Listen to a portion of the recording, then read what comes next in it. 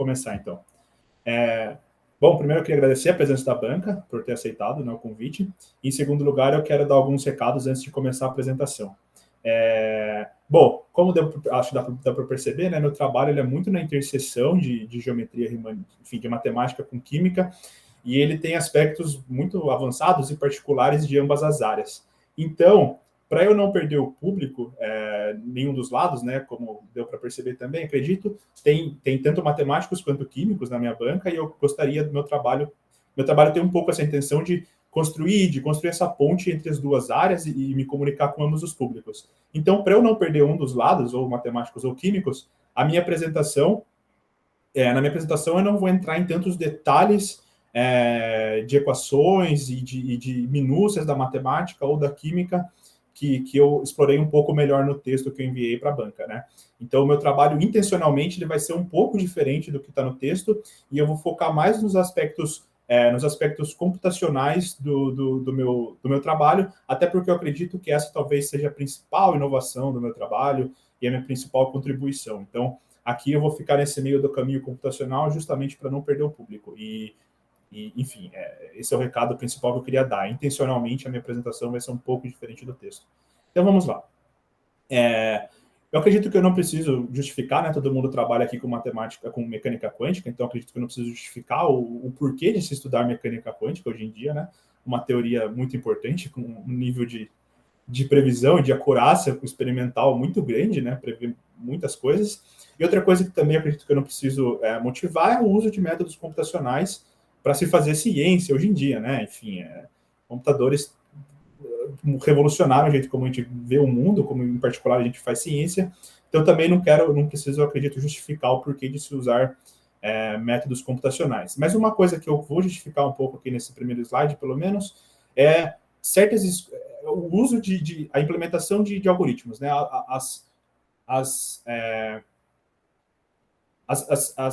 As restrições que a gente acaba tendo que impor na teoria para que a gente consiga, de fato, implementar um algoritmo na prática, né? E a restrição principal que a gente faz, digamos assim, é olhar para esse método específico, que é o método Hartree-Fock, que é um método aproximado para fazer cálculos de estrutura eletrônica. Vou comentar um pouco mais sobre isso, né? Então, como está aqui, né, métodos computacionais de mecânica quântica requerem uma aproximação por conta da dificuldade da teoria. E uma dessas aproximações, as principais aproximações que a gente acaba fazendo é, por exemplo, sair de dimensão infinita e ir para dimensão finita. Eu sei bem por cima que em computação quântica o espaço de qubits é um espaço de dimensão finita, mas no nosso caso a gente está interessado em elétrons e o espaço que descreve os elétrons é um espaço de dimensão infinita. Então, a primeira restrição que a gente tem que fazer, por conta da dificuldade da teoria, né? Se a gente tivesse, então, algumas equações, digamos, com caráter finito na mecânica quântica, talvez desse para não fazer uma restrição, e por essa restrição meio drástica do ponto de vista matemático. Mas como a mecânica quântica, as equações são absurdamente difíceis, a matemática é muito difícil por trás, a gente realmente tem que fazer essa restrição de, por exemplo, escolher uma base finita para a gente representar os objetos que a gente tem interesse computacionalmente, né? E o foco do meu trabalho não é entender como essas bases são obtidas, esse é um aspecto meio abstraído do meu trabalho. Dado uma base, o algoritmo funciona, digamos assim, mas existe toda uma ciência e existe uma área de pesquisa de como se escolher essas bases. Eu também não tenho conhecimento suficiente de química e física para saber como elas são obtidas na prática, né? Porque, enfim, envolve muitas simetrias de moléculas, de átomos, cada base tem base que é melhor para um determinado átomo, para outros, enfim. Então, o foco do meu trabalho não é saber como essa base é obtida, simplesmente utilizar essa base, mas sabendo que é uma base finita para a gente representar computacionalmente os nossos objetos de interesse. E qual que é o interesse do meu trabalho especificamente? É o método Hartree-Fock. O que é esse método Hartree-Fock?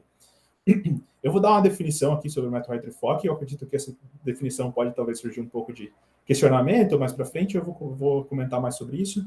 E um comentário que eu não fiz é que eu estou com o texto também da qualificação aberto aqui, então no final, se vocês quiserem tirar dúvidas com relação ao texto, tranquilamente, consigo trocar aqui para o PDF, a gente consegue discutir mais especificamente do texto, claramente. Eu vou ficar feliz de responder as perguntas, as que eu souber, pelo menos. Então, vamos definir o que é o Hartree-Fock, né? Hartree-Fock, para mim, ele vai ser um problema de otimização que busca minimizar a energia de um sistema fermiônico, em teoria, mas no nosso caso, um sistema eletrônico, com a restrição de que a procura será feita apenas no conjunto formado pelos determinantes de Slater, que na matemática a gente está considerando como chama de Grassmanniana. Então, a minha visão aqui que eu quero trazer no meu trabalho é de que o método Hartree-Fock é um problema de otimização. E aqui o sistema eletrônico a gente está interessado justamente, como eu comentei, nos elétrons, porque são os elétrons, o elétron e a energia de um sistema quântico, né, de um sistema fermiônico, ele é responsável por muitas propriedades relevantes e importantes da química teórica e da física. Então, a gente busca minimizar a energia justamente para que as pessoas, enfim, da química e da física possam utilizar esse algoritmo para estudar propriedades mais, digamos, não mais interessantes, mas, enfim, estudar química, né, quântica, pelo menos. E por que eu estou definindo o método Hartree-Fock desse jeito? Porque nos dias de hoje, até os dias de hoje, muitas vezes existe uma visão de que o método Hartree-Fock ele é sinônimo do que eu vou discutir, que é uma implementação do método Hartree-Fock, que é um método chamado de método do campo autoconsistente. Então, meu trabalho ele vai um pouco na linha de querer passar a visão de que, na verdade, o método Hartree-Fock ele não é sinônimo do método do campo autoconsistente. O método Hartree-Fock, na nossa concepção, né, minha e do Yuri, eu diria, esse problema de otimização. E eu quero argumentar aqui na minha apresentação e no meu trabalho do porquê que é interessante, do porquê que é relevante a gente ver o Hartree-Fock como sendo, de fato, um problema de otimização, ao invés de restringir a nossa visão de mundo, digamos assim, de que o Hartree-Fock é a mesma coisa do campo autoconsistente, porque, como eu comentei, até os dias de hoje, em disciplinas, é meio ensinado assim, existe um pouco essa visão ainda na comunidade, principalmente de químicos e físicos, de que Hartree-Fock e método do campo autoconsistente é a mesma coisa. Então, eu quero explorar melhor do porquê que a minha visão do Hartree-Fock é um pouco diferente. Ok. E aqui, como a gente está vendo, né, eu tenho um problema de otimização com uma restrição, e é uma restrição também bem grande, né? Então, a gente saiu de dimensão infinita para dimensão finita, e agora a gente está fazendo uma outra restrição, que é olhar apenas para o conjunto dos determinantes de Slater. E aqui eu quero explicar um pouco do porquê isso, né? Então, por que a gente está olhando para a Grassmanniana ao invés do projetivo inteiro, né? Então, a formulação da mecânica quântica diz que a gente tem um espaço de Hilbert, mais especificamente um projetivo, né? Então, a gente está interessado nas retas, digamos assim, do nosso espaço de Hilbert. E por que a gente não olha para o projetivo inteiro, né? Ou em termos mais físicos e químicos, por que não procurar a função full CI? Eu acredito que para quem já mexeu um pouco mais com esse tipo de método, sabe que o custo computacional é grande. E essa é a justificativa que eu vou dar aqui, né? Então, se a gente fizer um cálculo, vou simular aqui um cálculo, se eu fosse fazer um cálculo para uma molécula, que é uma molécula mediana, não é uma molécula grande, que tem 42 elétrons, e com uma base de tamanho 228, a dimensão do espaço projetivo que descreve esse sistema eletrônico, ela tem essa dimensão aqui. Então, a gente vê que o nosso problema se torna um pouco inviável, né? Enquanto que se a gente olhar simplesmente para a Grassmanniana, a dimensão do nosso espaço é essa daqui, um negócio bem mais concreto, bem mais tranquilo de se fazer, né? E se a gente, mesmo assim, a gente quisesse fazer, se a gente fosse simplesmente querer representar um ponto no espaço projetivo, né, uma função de onda no espaço projetivo, se a gente quisesse simplesmente utilizar, né, um double ou um float para representar, enfim, cada cara da base, né, um float, um coeficiente para cada cara da base de uma forma matricial, a gente precisaria dessa quantidade de terabytes de memória só para armazenar essa matriz que representa a função de onda. Então, eu acredito que acho que nenhum computador no mundo tem essa quantidade de terabytes de memória. Então, encontrar a função full CI, né, encontrar essa solução exata no projetivo inteiro, é completamente inviável, a menos de sistemas eletrônicos, em geral, bem pequenos. Enquanto que, se a gente olhar para a Grassmanniana, simplesmente, né, para os determinantes de Slater, a quantidade de memória que a gente precisa é de 61 kilobytes. Então, é algo bem mais fazível. Então, eu acredito que isso justifica um pouco algumas escolhas que são feitas algumas escolhas que são feitas para amortizar um pouco a matemática, né, para que o problema se torne tratável do ponto de vista computacional, né? Aqui agora eu quero justificar, contextualizar um pouco do meu trabalho na comunidade científica, digamos assim. E algumas escolhas que a gente fez, né? Então, por que essa visão é interessante de abstrair o Hartree-Fock para ver como um problema de otimização? Porque existe uma área enorme, assim, estudada já há décadas, para resolver problemas de otimização, e alguns dos métodos com vários métodos para resolver problemas de otimização. Então, aqui eu citei alguns métodos, como, por exemplo, gradiente descendente, gradiente conjugado, método de Newton, quase Newton, ponto fixo, enfim. Existe uma gama enorme de algoritmos que podem ser utilizados para implementar, de fato, um programa que resolve problemas de otimização. Então, você abstrair o Hard-Tree-Fock, ao invés de ver como um sinônimo de método do campo autoconsistente, abstrair para ver como um problema de otimização, faz com que a gente obtenha, faz com que a gente consiga agora implementar, dar novas implementações para esse problema de otimização, usando, por exemplo, diversas técnicas e diversos, enfim, métodos que são estudados há décadas por matemáticos, por, enfim, pessoas que estudam problemas de otimização não linear, no caso, né? E o método SF, ele é simplesmente uma dessas implementações, na minha visão, né? Ele é um método de ponto fixo, e aí no nosso trabalho a gente utilizou, por exemplo, o método de Newton. E por que a gente utilizou o método de Newton, né? Qual que é uma das justificativas? Sinceramente, a principal justificativa é porque o artigo no qual a gente baseou o nosso trabalho, ele explora simplesmente o método de Newton. Assim, claro que o método de Newton é um método muito famoso, enfim, o Newton criou ele lá nos anos 1600, e é um método utilizado, muito importante, e é um método que, na prática, ele apresenta uma convergência muito rápida se o ponto inicial está próximo o suficiente de um ponto crítico. Então, assim, não foi só porque esse artigo fazia isso. O Yuri também já tem um trabalho em que ele utilizou o método de Newton e apresentou bons resultados. Então, existe uma justificativa melhor, assim, maior, porque a gente utilizou o método de Newton. Mas eu acredito que a principal é, de fato, por conta desse artigo. E é tanto que, conforme a gente foi estudando, trabalhando, a gente descobriu que existiam todos esses outros métodos, as versões riemannianas desse método, né? O que eu quero dizer com riemanniano, né? Então, eu sei que a palavra geometria riemanniana talvez não signifique tanto para quem é da química ou da física, e o pessoal da matemática está mais acostumado com isso, então eu quero meio que dizer por cima, assim, dar uma ideia do que eu estou querendo dizer com geometria riemanniana.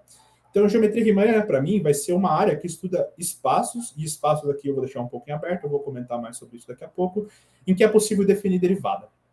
Então, essa é a ideia do que é a geometria riemanniana para mim, assim, que eu quero passar, pelo menos, para a comunidade.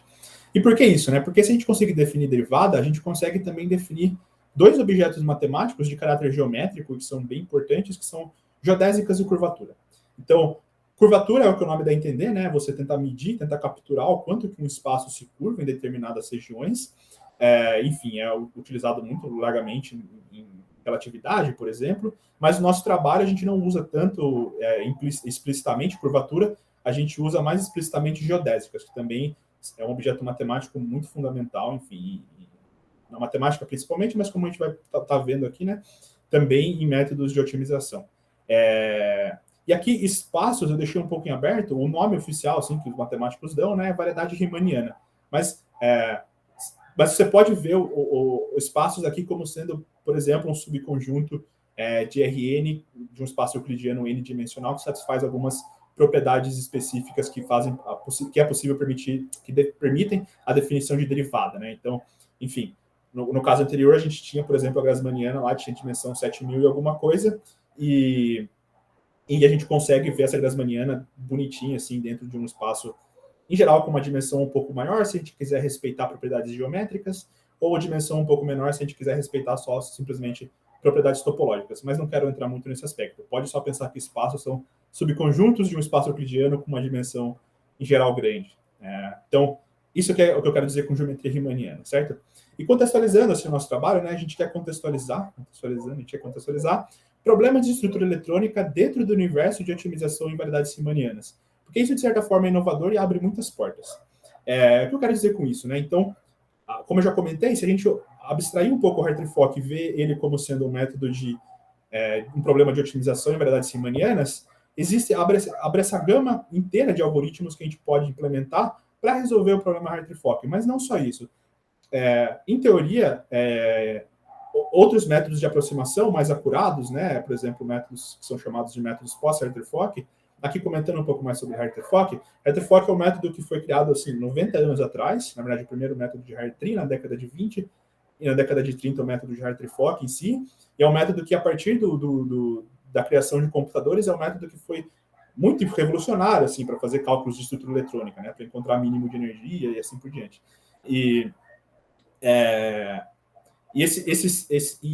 o método Hartree-Fock, se você abstrai ele um pouco assim, você consegue agora, por exemplo, implementar esses diversos algoritmos para resolver esse problema. E isso é muito importante também, porque, por exemplo, se a gente quiser trabalhar com métodos Hartree-Fock, que hoje em dia são um pouco mais acurados, nada impede, por exemplo, de a gente a restrição que a gente impõe nesses outros métodos, né? Porque aqui a gente está impondo a restrição de que a gente quer procurar a função de onda olhando para a Grassmanniana, ou seja, a gente está interessado em determinantes de Slater. Mas se a gente quer uma função de onda mais acurada, né, que respeita mais propriedades físicas e químicas e tem uma energia menor, pode ser que essa busca que você está fazendo em outros algoritmos, couple cluster, CI e assim por diante, também sejam variedades riemannianas. E se esses, eu sinceramente não sei, eu não estudei muito profundamente esses outros métodos pós-Hartree-Fock, mas se o conjunto que você está procurando a solução for uma variedade riemanniana, você agora tem uma gama de possíveis implementações, que são esses métodos aqui conhecidos, para resolver esses outros problemas de estrutura eletrônica, né? Então, muitas portas se abrem aqui, acredito que bem interessantes para a comunidade de químicos computacionais, químicos quânticos, físicos também. Então, o nosso trabalho também vai um pouco nessa linha, assim, de trazer para a comunidade essa visão mais riemanniana, essa bagagem mais matemática para ver que possivelmente outros problemas de estrutura eletrônica, e em particular, no nosso caso, o Hartree-Fock, existe essa visão um pouco mais generalista e muito relevante do nosso ponto de vista. Então, para falar um pouco do algoritmo aqui, né? Enfim, eu implementei, né, o método Hartree-Fock, o método de Newton para o Hartree-Fock, né? Então, vendo o Hartree-Fock como um problema de otimização e o método de Newton como uma possível implementação para o Hartree-Fock, a gente fez isso na prática, né? E como funciona esse método de Newton? Na verdade, o primeiro comentário é que o método talvez oficialmente deveria se chamar Riemann, Refson, Newton, porque o Newton ele resolveu isso lá em 1600, até onde eu entendo, para um caso específico, ele queria a solução de equações diferenciais, se eu não me engano. E aí o Refson ele descobriu que, na verdade, a ideia do Newton por trás você conseguiria encontrar zeros de funções genéricas, né? Enfim, funções que têm derivada. Então, mas ele tirou desse contexto de equações diferenciais e generalizou um pouco para encontrar zeros de funções. E aí o Riemann, eu acredito, até onde eu sei, ele não tem nenhuma contribuição no método em si, mas como a gente está utilizando o método de Newton para variedades riemannianas, o nome dele acaba aparecendo em alguns trabalhos. Então, acho que o nome mais completo deveria ser método de Riemann, Refson, Newton, mas a gente está chamando comumente só de método de Newton. E como que o algoritmo funciona, né? Então, se a gente tem uma... Aqui eu coloquei um blá blá blá matemático e eu vou destrinchar um pouco isso, né? Então, a gente começa com uma variedade riemanniana, que no nosso caso é a Grassmanniana, ou o conjunto dos determinantes de Slater, e aí essa conexão de Levitiv, então é que eu comentei, aquela derivada que a gente quer definir no espaço. E a gente quer definir a derivada justamente para, enfim, encontrar zeros...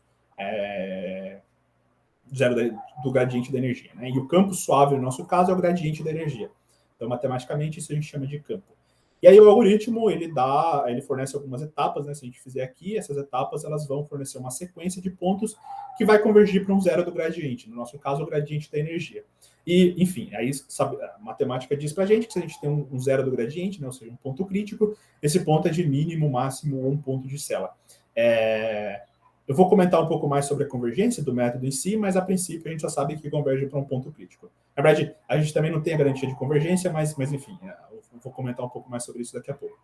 Então, aqui tem essas primeiras etapas. Aqui nessa primeira etapa a gente encontra uma direção que a gente quer caminhar, essencialmente. Então, a gente resolve essa equação e encontra uma direção aqui no espaço tangente. E logo em seguida a gente atualiza o ponto, né? É um método iterativo, produz uma sequência. A gente obtém um novo ponto andando ao longo de uma geodésica. E como que funciona geometricamente, né? Então, aqui tem um blá blá blá matemático e eu gostaria de fornecer geometricamente a ideia de como funciona esse algoritmo, enfim, geometricamente. Então, aqui tem um espaço que a gente chama na matemática de plano projetivo real, que na nossa linguagem aqui está sendo chamado de Grassmanniana, né? Grassmanniana 1.3. Interpretação física química disso, esse espaço modela, ou seja, um elétron, né? Então, hidrogênio, enfim, H2+, lítio 2+, He+, o que quer que seja, sistemas eletrônicos com um elétron e com a base de tamanho 3, então, orbitais atômicos de tamanho 3. E aí, o que é esse espaço, né? Então, aqui a gente pensa assim, esse espaço de cima, você pega o planeta Terra, só que você pega só a casca do planeta Terra. E aí você corta o planeta Terra na linha do Equador e pega só o hemisfério norte. Poderia ser o hemisfério sul, sem problemas. Mas a gente está pegando só o hemisfério norte. Então, essa parte, essa construção que eu falei, assim, de cortar o Equador, é essa parte de cima do espaço. Desse espaço aqui, né? Do espaço, enfim, dos determinantes de Slater mesmo, assim, a visualização geométrica dele. E esse cara aqui de baixo, ele é o que a gente chama na matemática de faixa de Möbius. E o que é isso? Então, você pega uma tira de papel e aí você cola as duas pontas paralelas dessa tira de papel, só que se você colar normalmente, você meio que obtém como se fosse uma cinta, assim, um cinto. E aí, só que daí, então, nesse caso, quando você vai realizar a colagem, você pega uma das pontas, e só uma das pontas, e você faz um giro de 180 graus. E aí, quando você faz o giro, você obtém essa curvinha, assim, aqui, que forma nessa cinta, né? E aí isso é chamado, na matemática, de faixa de Möbius. E aí esse espaço aqui, o plano projetivo real, na verdade, ele é a colagem ao longo do bordo, né? Então, você tem que pegar esse bordo aqui, a linha do equador, né? E colar junto nesse bordo da faixa de Möbius. Só que isso não é possível de fazer em R3, isso é possível de fazer em dimensão maior. Mas, enfim, geometricamente, esse é o espaço, topologicamente, na verdade, esse é o espaço que a gente está trabalhando. Então, eu queria trazer essa visualização geométrica desse espaço, porque ele é bem interessante e é um dos poucos espaços que a gente consegue visualizar geometricamente. E ok, então a gente está com um ponto aqui na késima interação, e aí o que a gente faz, né? O que essas equações representam para a gente? Então, a gente olha o espaço tangente passando por esse ponto, né? Então, o espaço tangente, aqui eu peguei só o hemisfério norte, mas eu poderia pegar um ponto aqui na faixa de Möbius, sem problemas. Peguei aqui só para ser mais fácil de desenhar, sinceramente. E aí eu olho para o espaço tangente, que matematicamente é representado por esse símbolo aqui. Então, o meu xk é esse cara de cima, e aí resolvendo essa equação, eu obtenho uma direção no espaço tangente. E essa é a direção que vai buscar o zero do gradiente, né? Então, essa direção ela é obtida essencialmente, entrando um pouquinho mais de detalhes, você expande inteiro a energia, trunca no termo de grau 2, e aí essa direção ela essencialmente minimiza, é a direção que minimiza essa aproximação de grau 2 para a energia, mas em geral para qualquer função que você tem interesse. E aí você então resolve essa equação, você encontra essa direção, e essa direção vai, em princípio, te dar o lugar que você tem que ir para você encontrar um zero do gradiente. E aí a última etapa, né, que é essa segunda equação aqui, é andar ao longo de uma geodésica para obter um novo ponto. Então, geodésica, nesse caso, é a curva que minimiza a distância, né, entre esses dois pontos, e esse símbolo aqui exponencial, ele diz justamente isso, né? Saia do ponto xk na direção ∠k e caminhe ao longo dessa curva por um instante de tempo fixado. E aqui, a geodésica, justamente por ser essa curva que minimiza a distância, e por ela também é uma curva que respeita essa curvatura, né? Ela respeita o fato de o espaço ser curvado. E isso, normalmente, no SCF, no campo autoconsistente, é como você obtém, impondo a restrição lá no Lagrangiano de que você quer uma base ortonormal, por exemplo. Enfim, aqui isso já está meio que embutido já intrinsecamente no fato de a gente ter geodésicas. Então, geometricamente, é assim que eu gostaria que as pessoas vissem como o algoritmo funciona, as etapas do algoritmo funcionam na prática, digamos assim. Aqui eu quero comentar algumas observações importantes que a gente obteve, tanto teoricamente quanto... A gente obteve, não, a gente descobriu, né? Tanto observações teóricas quanto práticas. A primeira observação, relevante mais, eu diria, para matemáticos, é que, como a Grassmanniana é compacta, o mínimo da energia existe e o espaço é completo. O que isso significa, né? Então, a compacidade é uma característica, enfim, de topologia, envolvendo topologia de espaço, e se a gente tem e aí existe um teorema da matemática que diz que se a gente tem uma função contínua saindo de um espaço compacto e chegando na reta, essa função tem máximo e mínimo. Então, o nosso problema de otimização é um problema bem definido. Existe esse mínimo, né? Embora o método em si ele não garanta a convergência para um mínimo necessariamente global, né? Aqui, esse teorema meio que diz que existe um mínimo global. Embora o algoritmo em si ele não garanta a convergência para um mínimo global, a gente pelo menos sabe que o nosso problema existe o mínimo, né? Isso é irrelevante, porque a gente poderia ter um problema em que não tem o mínimo. Então a gente estaria procurando o quê, né? Então a matemática garante que de fato esse mínimo existe. Aqui eu estou pensando em caso finito, tá? A Grassmanniana, no caso infinito, não necessariamente é compacta, e aí o buraco fica um pouco mais embaixo. Mas como eu estou interessado mais em aspectos computacionais, isso funciona bem. E completo aqui é no sentido de geodésica, né? Porque a geodésica, essa curva aqui, ela sempre existe para variedades simanianas, pseudo-riemannianas não necessariamente, mas a gente está trabalhando com variedades simanianas, então elas sempre existem, mas se o espaço não for bem comportado, a gente não consegue andar o quanto a gente quiser ao longo de uma geodésica. E isso é importante porque, enfim, poderia ser que o algoritmo não estivesse bem definido, a gente não conseguiria andar o suficiente ao longo da geodésica para chegar na nova iteração, enfim. E, em geral, isso no método de Newton não faz tanta diferença assim, mas em adaptações do método de Newton, isso é bem importante. Eu vou comentar um pouco mais sobre isso mais para frente. Então, ok, tem essas considerações matemáticas aqui importantes. E, como eu comentei também, é muito difícil determinar numericamente a convergência. O que isso significa?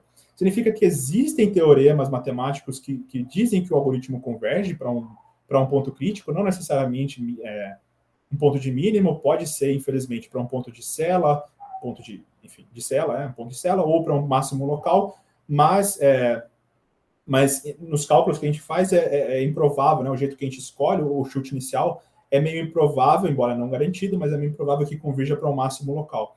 Então, normalmente acaba convergindo para um ponto de Sela ou para um ponto para um mínimo local, né? E, de fato, enfim, esses teoremas, eles garantem a convergência para um ponto crítico, mas não necessariamente para um mínimo local. Para o método de Newton em si, para algumas variações do método de Newton, pode ser que essa convergência seja garantida, de fato, para um mínimo local. E o que eu quero dizer com é difícil determinar, né? Porque esses teoremas, eles vão na linha de, se você tem um ponto crítico e você tem um raio, né, ao redor desse ponto crítico, uma vizinhança ao redor desse ponto crítico, se você pegar qualquer ponto para começar dentro dessa vizinhança, o algoritmo vai convergir para esse ponto crítico. Mas esse raio normalmente não é dado explicitamente. Esse raio assim, existe esse raio. Então, isso meio que justifica você acabar implementando o algoritmo e testando meio empiricamente para diversos átomos, moléculas, qual que é um raio bom para você começar o chute inicial, para você convergir, obter a convergência. É isso que eu tinha para comentar sobre isso. E empiricamente também a gente tem visto que, de fato, o método não converge quando o ponto inicial está muito longe de um ponto crítico. Isso é sabido já do método de Newton também, já era esperado. Essencialmente isso acontece porque, ao resolver essa equação, ela envolve uma hessiana aqui, né? Então, meio que a derivada do gradiente. Então, envolve a hessiana. E se a hessiana não for uma matriz positivo definida, a direção que você encontra aqui não necessariamente te leva para um zero. Não tem garantia matemática que ela vai te levar para um zero do gradiente. Então, se a matriz não for positivo definida, pode acontecer qualquer coisa. Não necessariamente existe a garantia de que o método converge. E os métodos, implementações mais robustas do método de Newton, métodos quase Newton, eles vão justamente nessa linha de você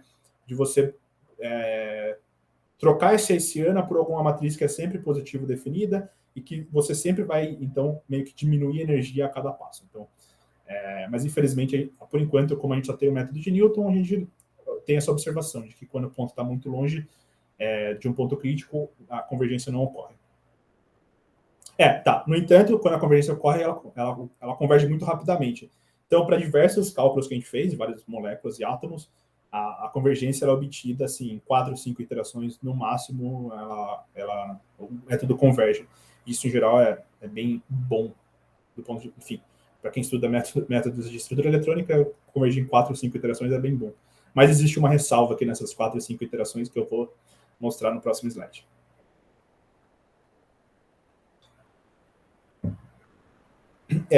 Outro comentário importante é que, na prática, a gente já obteve caso em que a convergência não foi para um mínimo local, mas não global. A gente sabe isso porque a gente rodou a mesma molécula em um outro programa, um programa mais robusto, e a energia obtida, Hartree-Fock, a gente rodou no MolPro, para quem conhece o programa, a gente rodou a mesma molécula no nosso programa, e nesse programa mais robusto, e o programa convergiu para um mínimo, para um determinante de Slater que apresentava energia menor. Então, de fato, no nosso caso, a convergência foi para o mínimo local. E, de fato, não tem como... do jeito... O método de Newton em si, puro assim, não garante uma convergência... Desculpa o barulho da rua. Não garante uma convergência para... Enfim, só garante convergência para pontos críticos. E a gente meio que reza para convergir para um mínimo local. E aqui, um comentário que eu fiz, né, que eu quero ressaltar, falar um pouco mais sobre ele aqui, como eu comentei, é improvável de convergir para máximos locais. E por que isso, né? Porque o chute inicial que a gente tem usado, ele é um chute inicial bem ingênuo, mas ele é um chute inicial que tem um significado físico-químico, né? A gente não gera uma matriz aleatória e usa como chute inicial e reza para convertir para alguma coisa. Não. O chute inicial que a gente tem usado no nosso programa é a diagonalização do operador de um elétron, né? Então, se a gente pensar no Hamiltoniano, ele tem, no Hamiltoniano eletrônico, né? Com aproximação de Born-Oppenheimer, que a gente tem feito também, a gente tem a parte de energia cinética de um elétron, a parte de repulsão do elétron para o núcleo e a parte de repulsão elétron-elétron. Então, essa parte de repulsão elétron-elétron é o que a gente chama de operador de 2 elétrons, e a outra parte é o que a gente chama de operador de 1 elétron. E aí, quando a gente diagonaliza o operador de 1 elétron, a gente obtém um chute inicial mais ou menos razoável. Para sistemas pequenos, ele é bem razoável. Para sistemas já um pouco maiores, ele já não é tão razoável assim. Normalmente, esse ponto está longe, né, da função de onda Hartree-Fock, a função que minimiza aquela energia. Ok? E aqui eu fiz um cálculo, né, no texto que enviei para qualificação, eu fiz um cálculo com a água, e aqui eu quero fazer um outro cálculo, que é com o benzeno. Então, voltando lá para o primeiro slide, ou para o segundo, essa é a molécula que tem 42 elétrons, né, 6 carbonos, 6 hidrogênios, e a base que a gente usou para fazer esse cálculo tem tamanho 228, porque, enfim, a base, para quem sabe um pouco, é a base dupla zeta. Aqui, no nosso caso, também, um comentário talvez importante, é que a gente fez um método não restrito, né, então, a princípio dá para adaptar, parece, na verdade, simples de adaptar para o caso restrito, mas no nosso caso o método é não restrito, então por isso que a base tem tamanho 228. Talvez na prática mesmo ela tenha tamanho 114 mas enfim, no nosso caso a gente está usando 128, porque 228, que é 114 para alfa, para o spin alfa, e 114 para o spin beta. E o que está acontecendo nesse gráfico aqui? Eu vou explicar um pouco, eu já explico principalmente esse buraco aqui. Então, a gente rodou o método de Newton, né, o método que a gente implementou, e o método do campo autoconsistente. E esse GIS, ele é uma espécie de truque computacional que melhora muito, impressionantemente muito, a convergência do método do campo autoconsistente. E esses números na frente é porque esse método ele visa minimizar um erro das N iterações prévias, das N iterações anteriores. Então, eu rodei o cálculo para N de 1 a 10 e os três melhores que apresentaram menos iterações para convergir foi o caso 3, 5 e 7. Então, como a gente pode ver aqui, uma coisa interessante é que, de fato, o método de Newton, dependendo de como você vai interpretar, ele convergiu em 4 iterações, ou seja, muito rápido. Enquanto que o SF com o GIS, ele convergiu o menor aqui, o que menor apresentou convergência, foi 20. Então, aqui no cálculo do benzeno, a gente meio que melhorou, a gente dividiu pela metade o número de iterações. Na água, no teste que eu coloquei lá no texto da qualificação, a melhora foi em quase 3 vezes.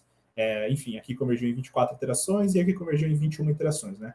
E por que tem esse buraco aqui? Esse buraco é justamente porque, como eu comentei, quando o ponto inicial está muito longe, de fato, o método de Newton não tem convergido. Então, o que a gente faz aqui, normalmente, nesse caso, isso é bem comum de fazer em cálculo de estrutura eletrônica. Como eu comentei, né, existem esses outros métodos pós-Hartree-Fock que tentam melhorar enfim, a função de onda obtida. E quando você vai usar métodos pós-Hartree-Fock, normalmente você faz justamente isso. Você roda um Hartree-Fock e depois do Hartree-Fock você usa um método pós-Hartree-Fock para obter uma função de onda melhor. Então aqui a gente meio que fez algo nessa linha. A gente rodou o SCF para chegar um pouco mais próximo e depois rodamos o método de Newton.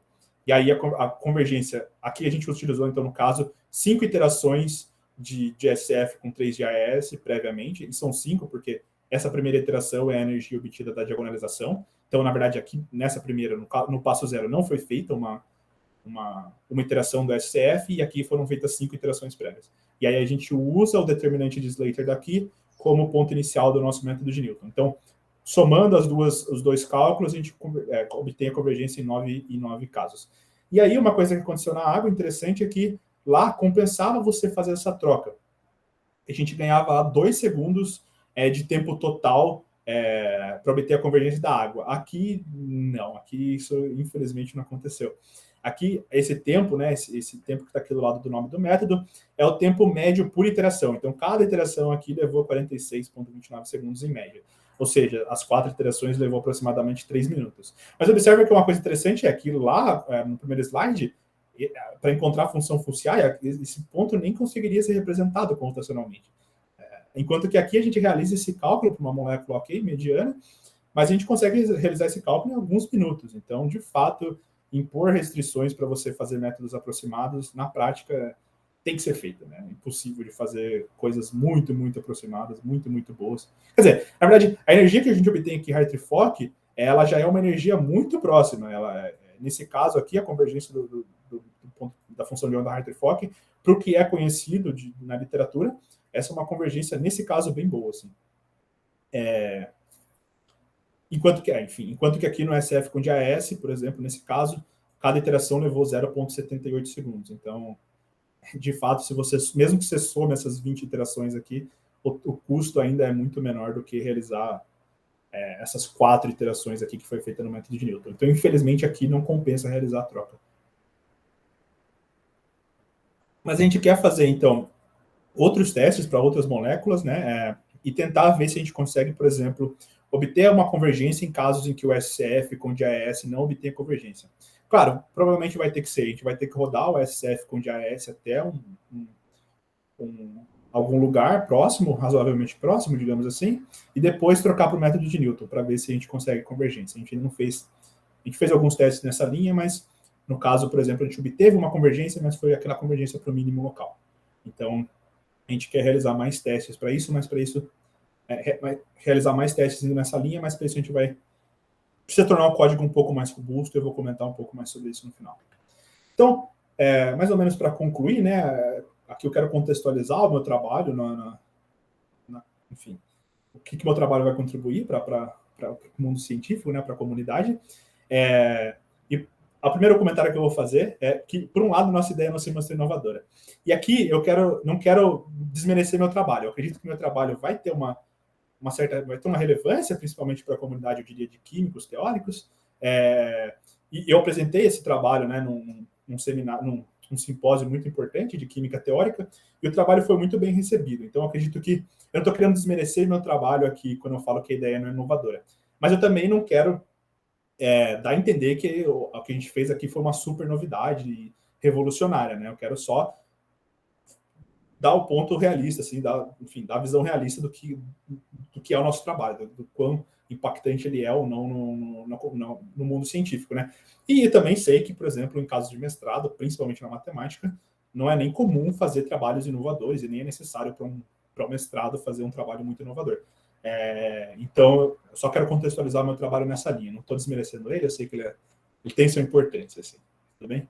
E esse comentário também, enfim, por um lado ele não é inovador, né? Mas por outro lado, como ele já foi, algumas variações dele foram implementadas, a gente já tem um guia, e esse guia nos diz que ele apresenta bons resultados, porque tem um programa relativamente grande, robusto, chamado QChem, que ele implementou, né, uma variação do código que a gente fez aqui, usando propriedades de geometria riemanniana, e apresentou bons resultados. Por exemplo, apresentou convergência para casos em que o SF com o DAS não apresenta convergência. Então, aqui um comentário que eu quero fazer também, qual ideia que não é inovadora, né? A ideia de usar geometria riemanniana para fazer cálculo de estrutura eletrônica.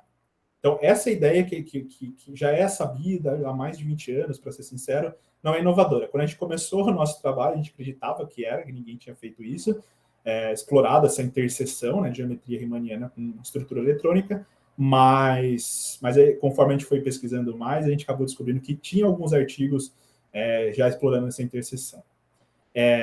Mas tem uma coisa que a gente acredita que é inovadora no nosso trabalho, que é o algoritmo que a gente implementou.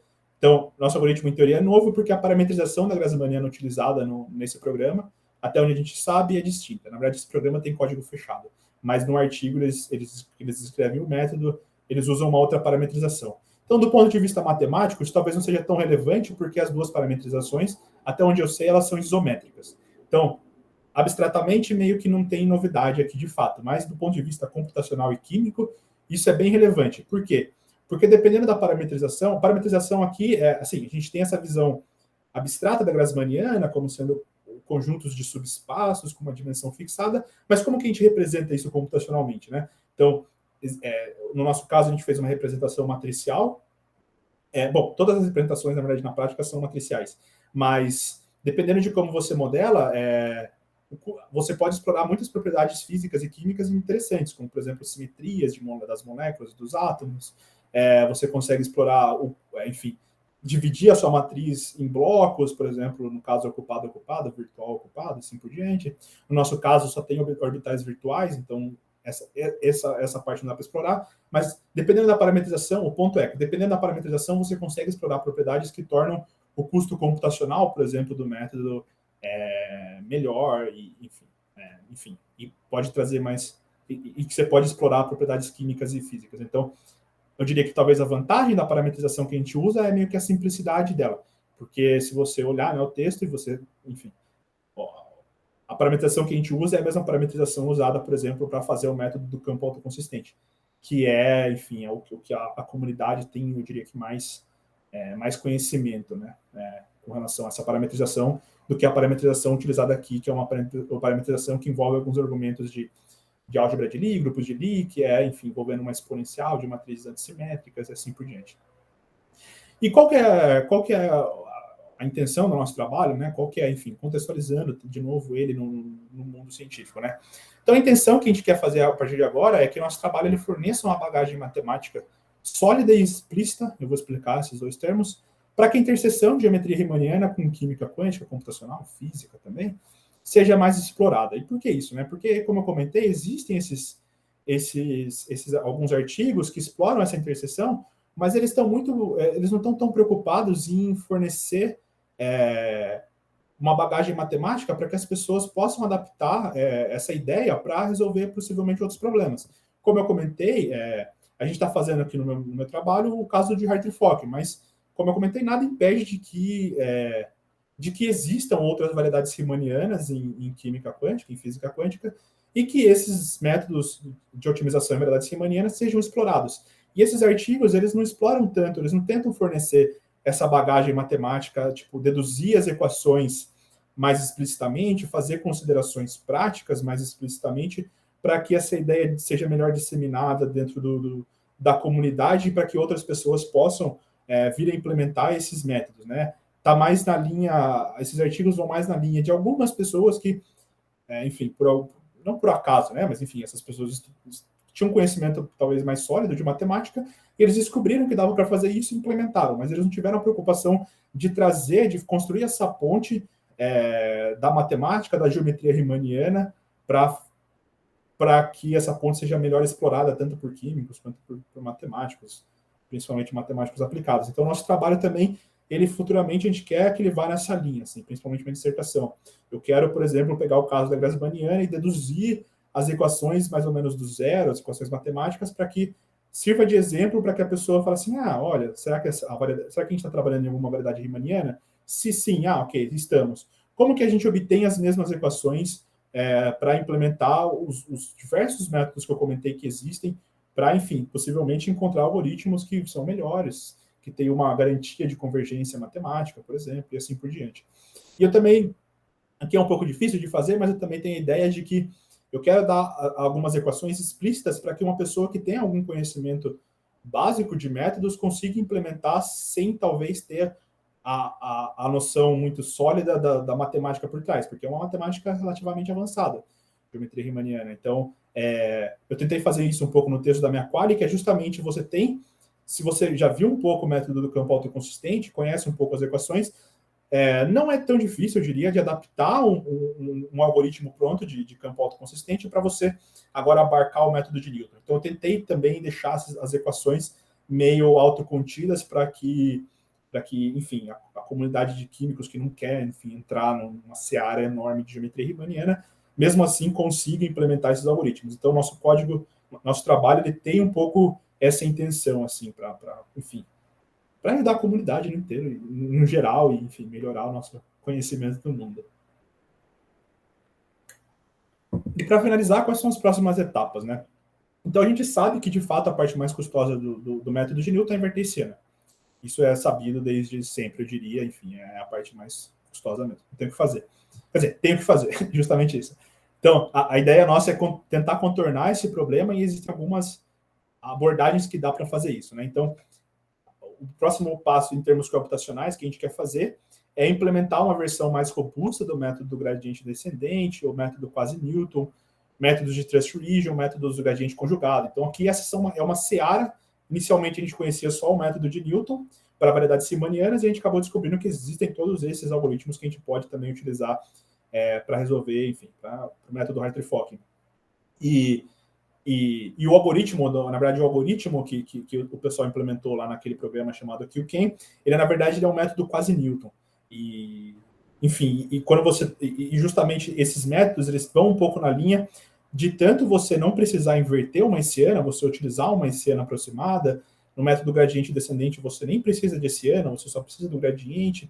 Enfim, esses métodos, eles vão na linha de você tornar o método de Newton mais atrativo do ponto de vista computacional, E também você, por exemplo, como eu comentei, trocar a hertziana por uma matriz que é sempre positivo definida e que sempre vai dar uma direção em que você está, enfim, está chegando mais próximo, de fato, de um ponto crítico da energia no nosso caso, né, do gradiente da energia no nosso caso. E outras coisas interessantes também é que você pode, por exemplo, trocar o tamanho do passo que você vai dar a cada iteração. Porque às vezes você sabe que numa direção, se você caminhar normalmente uma região um pouco mais, digamos, com a curvatura um pouco menor, você sabe que se você caminhar bastante, você pode, enfim, você vai minimizar mais energia, no nosso caso de interesse, mas, enfim, pode ser implementado para outros casos, né? O método de Newton, como é implementado. Se você caminhar numa direção bastante, você sabe que você vai diminuir mais, enquanto que, dependendo de uma região mais curvada, você quer andar um pouco menos em determinada direção. E aqui que entra aquele problema que eu tinha comentado do espaço ser geodesicamente completo. Enfim, dependendo de como você adapta isso daqui, talvez você não poderia, dependendo de como é o seu espaço, você talvez não poderia fazer esse truque de você andar bastante ou andar pouco a cada iteração. Então, enfim, queria comentar, essa é a ligação que eu faço com a geodésica. Enfim, tem esses outros métodos que a gente tem interesse em implementar. Outra coisa interessante é que a gente também, que dá para fazer, que a gente sabe, é que dá para estender, na teoria sem muita complicação, estender o código e a teoria para abarcar métodos, né, de DFT, de Density Functional Theory, que são muito famosos e muito utilizados hoje em dia, enfim, por químicos e por físicos teóricos que estão interessados em mecânica quântica. A gente sabe que dá para fazer isso porque justamente no programa QChem, lá eles fazem também eles usam a mesma ideia, né? Usam a geometria riemanniana também para abarcar a DFT, e eles dizem que eles também possuem bons resultados estendendo para a DFT a teoria que a gente fez aqui por trás. Então, não vai só para métodos pós-Hartree-Fock, né? A ideia é que o nosso trabalho ele também pode ser utilizado, por exemplo, para fazer DFT, que é um universo um pouco à parte, digamos assim. E outra coisa também interessante, mais para o futuro, que a gente pode explorar, são diferentes parametrizações da Grassmanniana. Então, como eu comentei, do ponto de vista matemático, talvez não é tão relevante assim, mas do ponto de vista computacional e químico, isso é bastante relevante. E por quê, né? Bom, tem um artigo que eles citam 5 parametrizações diferentes para a Grassmanniana, uma delas sendo a que a gente usa e a outra sendo a que é utilizada no QChem, mas até onde a gente encontrou na literatura, tem 3 parametrizações que nunca foram exploradas. Até onde a gente sabe, a gente não encontrou artigo explorando essas parametrizações. Então, dependendo da parametrização, pode ser que, enfim, você consiga explorar melhor o que eu comentei, né, de simetrias do sistema, você consiga melhorar melhor o custo computacional do algoritmo explorando essas outras parametrizações. Um comentário também interessante é que nesse artigo eles exibem explicitamente as fórmulas para você meio que mudar de uma parametrização para outra, e a da exponencial, que é usada no QChem, que as pessoas têm mais conhecimento, as fórmulas delas são as fórmulas que representam o maior custo computacional. Então aqui tem coisas interessantes para serem exploradas desse ponto de vista de outras parametrizações, para, por exemplo, diminuir o custo computacional, mas também possivelmente explorar as simetrias do sistema. Então, essas são as principais 3 etapas que a gente tem de visão no longo prazo, digamos assim, para a gente fazer em seguida. Sendo que essa provavelmente é a que dá para fazer ainda. É que eu não sei quando que eu vou defender ainda, mas essa provavelmente é uma que dá para a gente fazer. Essas 2 talvez fiquem para, enfim, trabalhos futuros. E era isso que eu tinha para falar hoje. Obrigado.